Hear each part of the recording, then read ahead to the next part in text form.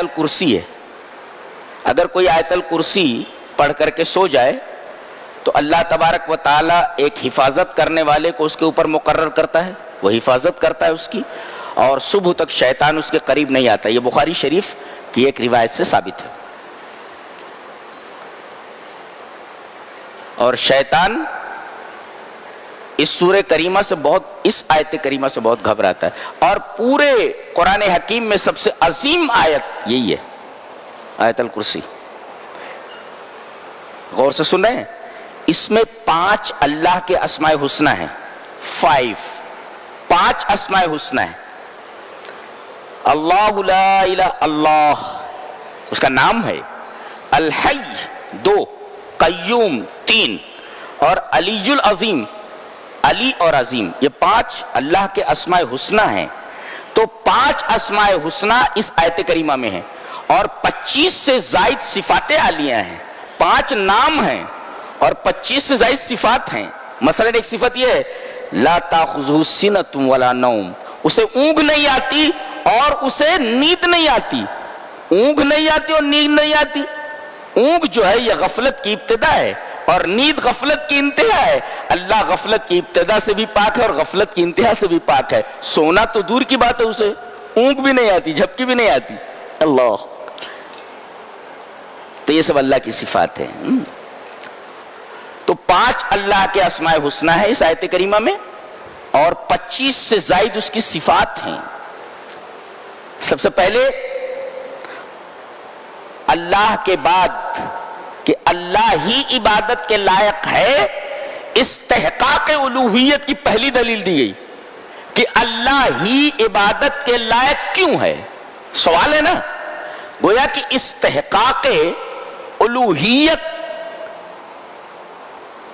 کیوں اللہ کے لیے؟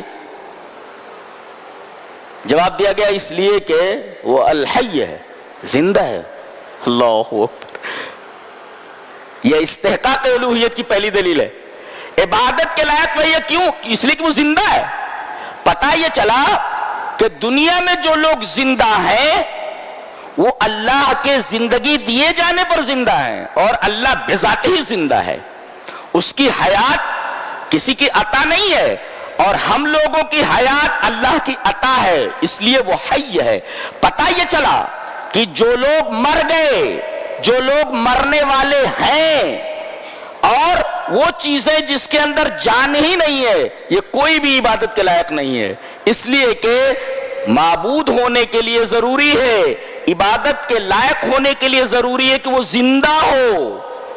جو لوگ مر گئے وہ معبود کیسے ہو سکتے ہیں؟ جو مرنے والے ہیں وہ معبود کیسے ہو سکتے ہیں؟ اور وہ چیزیں جن میں جان ہی نہیں ہے, روح ہی نہیں ہے, وہ عبادت کے لائق کیسے؟ اللہ یہ بتائے. اس کے بعد دوسرا, اللہ کے بعد الحی یہ نام آیا, اور اس کے بعد القیوم. قیوم کا مطلب کیا ہے؟ زندہ, یہ تو سمجھ میں آیا. قیوم کا مطلب کیا ہے؟ اسی کی دی ہوئی زندگی سے ہم زندہ ہیں, اور اسی کے قائم کرنے سے ہم لوگ قائم ہیں. کائنات کی ہر شے اسی کے قائم کرنے سے قائم ہے. اس کو یوں سمجھاؤں کہ کائنات کے وجود میں, کائنات جو موجود ہے, کائنات کے وجود میں جو تیار یعنی جو کرنٹ دوڑ رہا ہے, یہ کرنٹ وہی دوڑا رہا ہے.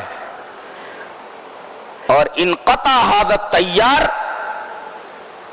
يتحول الكون الى صفر.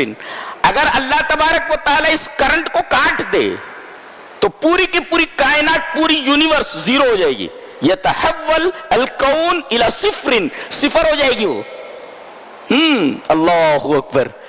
گویا کہ پوری کائنات کے وجود میں جو کرنٹ دوڑ رہا ہے یہ وہی دوڑا رہا ہے, اور اگر اس کرنٹ کو وہ کاٹ دے تو پوری کائنات صفر کے درجے پر آ جائے گی, پوری کائنات فنش ہو جائے گی, ختم ہو جائے گی. یہ بتایا گیا. تو ہر چیز اسی کے قائم رکھنے کی وجہ سے قائم ہے, اس کے باقی رکھنے کی وجہ سے باقی ہے, اس وجہ سے وہ قیوم ہے, اور وہ خود بخود قائم ہے.